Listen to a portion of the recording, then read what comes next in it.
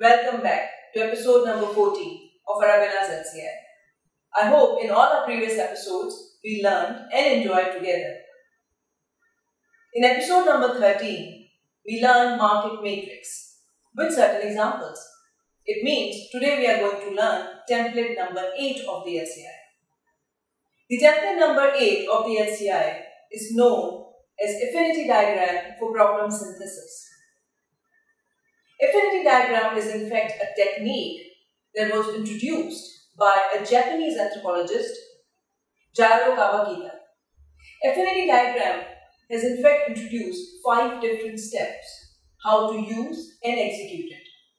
But before we learn how we can use these 5 steps for the lean canvas convention, let us first understand what is the problem, the solution and the context for which we like to apply the affinity diagram for problem synthesis. Now, what is the problem? Problem is, we know that during COVID-19, how important it became to wear the face mask. Why? Because it was said by WHO. They said every individual has to maintain the social distance and at the same time, all of them has to wear the mask. According to a research study, nearly 4 billion people daily required a face mask.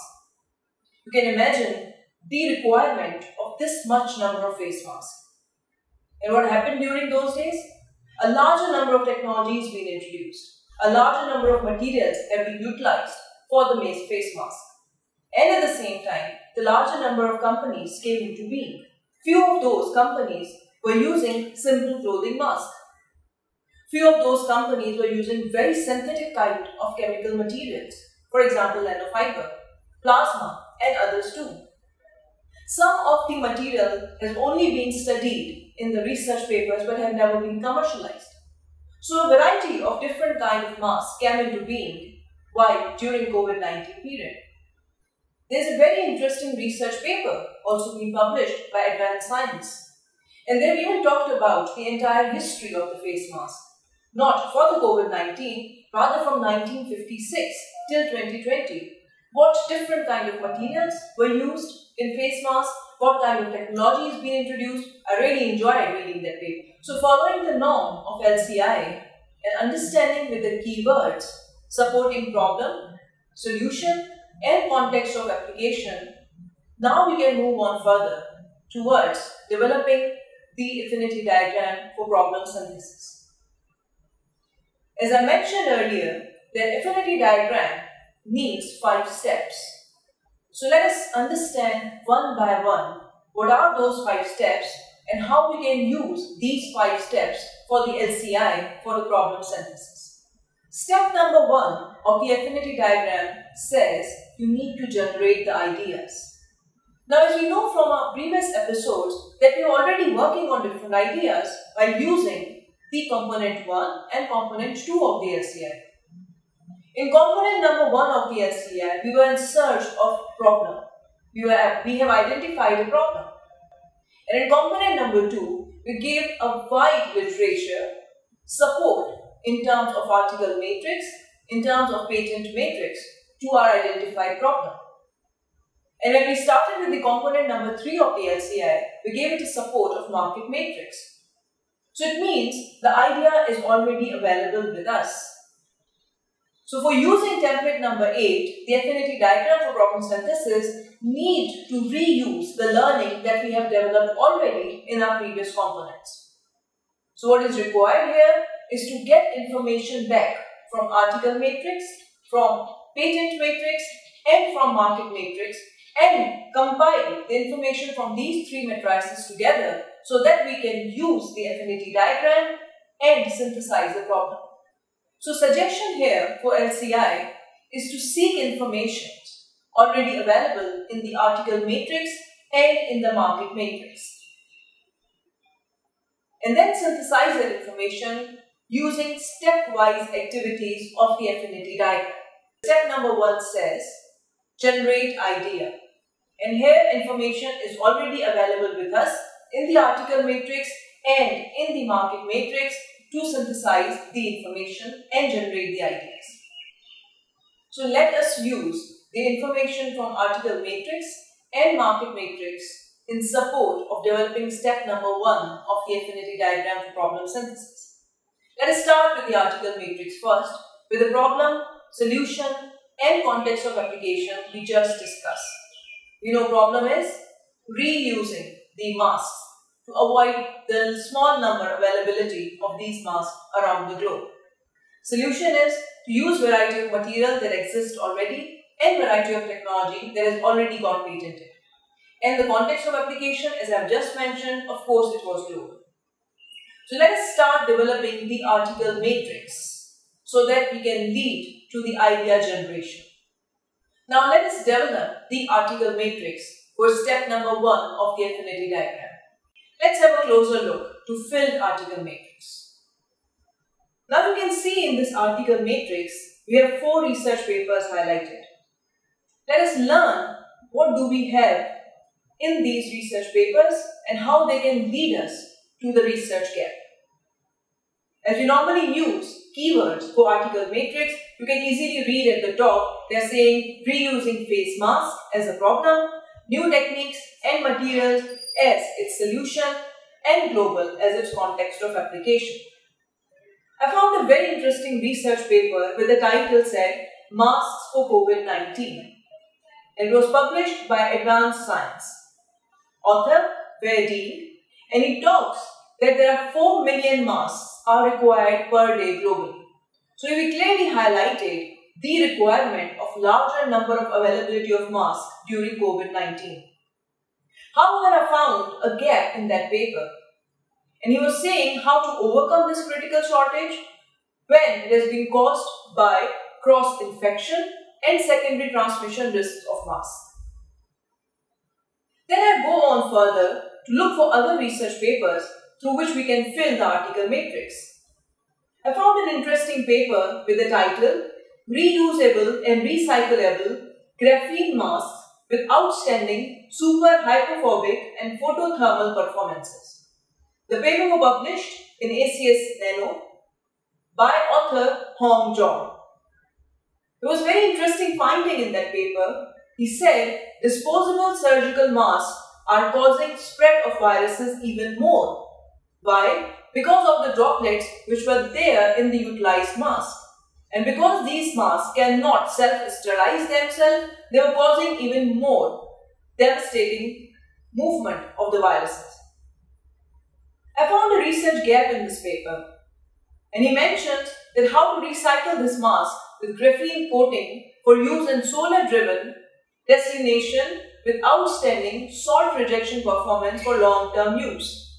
Well, this technique can be used if you really want to reuse and recycle the existing masks. Third interesting paper that I found for the article matrix has the title Face Masks and Respirators in the Fight Against the COVID-19 Pandemic, a review of current materials, advances and future perspectives. The paper was published in Materials Journal by Doe et al. According to the finding in this paper, face masks with cotton, natural silk and chiffon could provide about 50% efficiency and novel filter material such as nanofiber, silver nanoparticles and nanowebs on the filter surface. They were very effective. However, with a gap, the significant amount of research is still required for the development of highly efficient, reusable, antiviral and thermally regulated face masks. In addition to these 3 papers, there was one more interesting research paper that I found, and it was talking about enhancing the filtration efficiency and wearing time of disposable surgical masks using TAN technology. The paper was published in Nano Energy by Jen.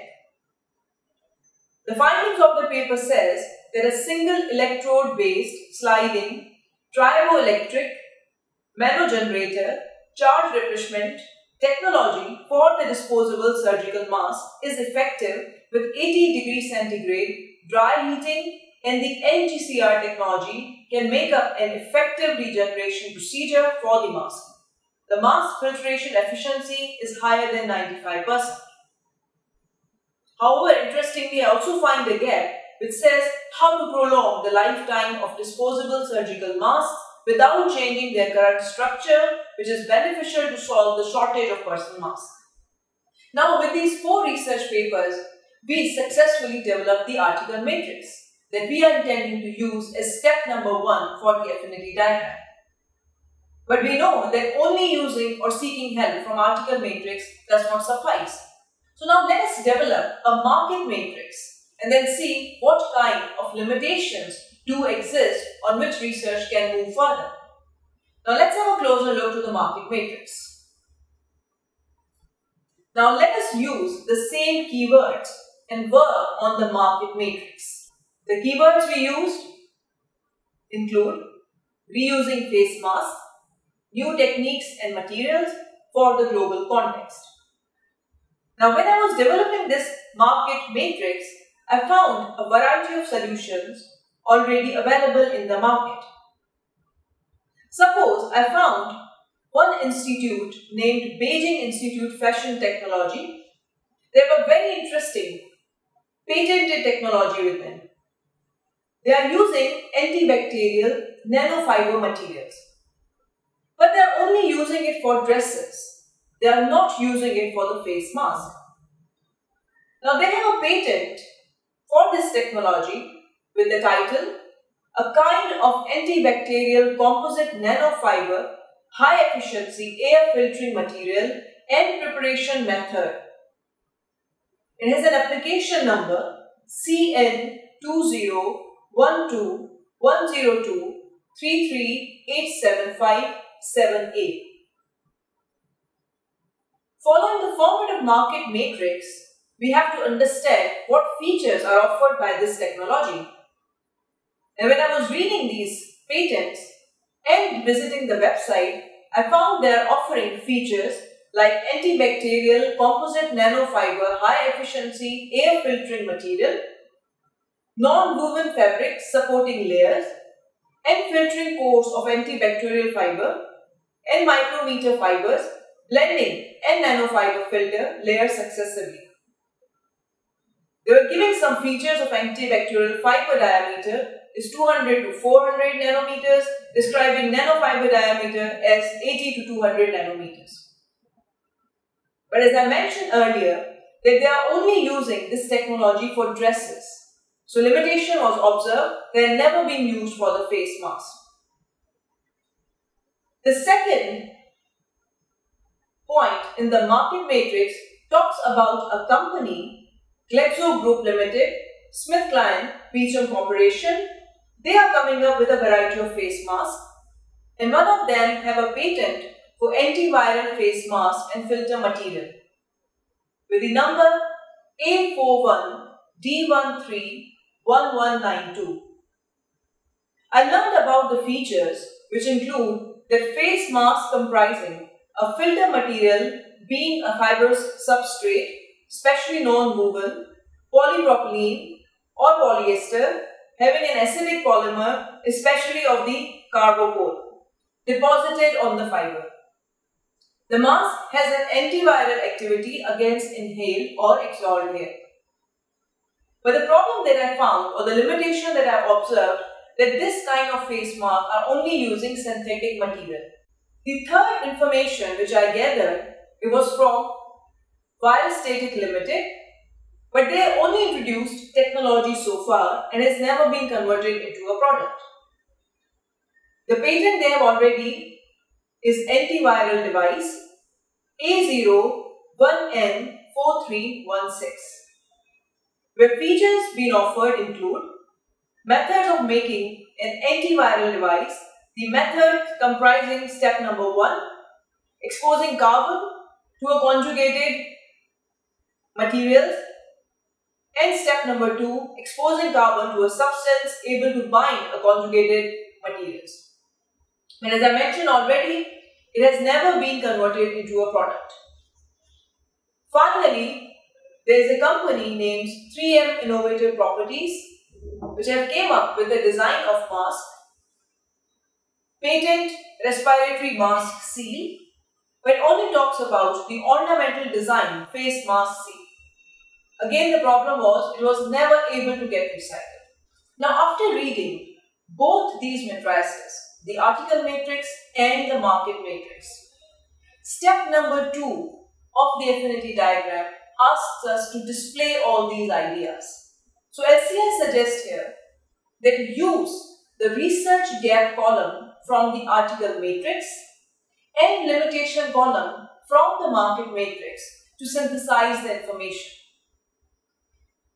Take assistance from all the research gaps that have been explored and presented in the article matrix and all the limitations that we have discussed so far in order to develop the market matrix.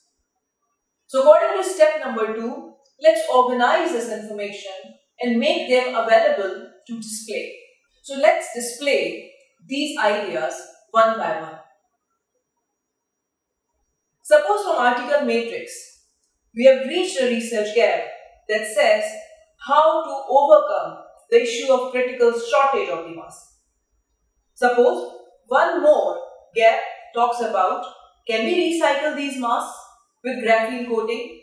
Some research gap may say more research and development is really required if you want highly efficient and reusable antiviral masks. And how to prolong the life of disposable surgical masks without changing their current structures.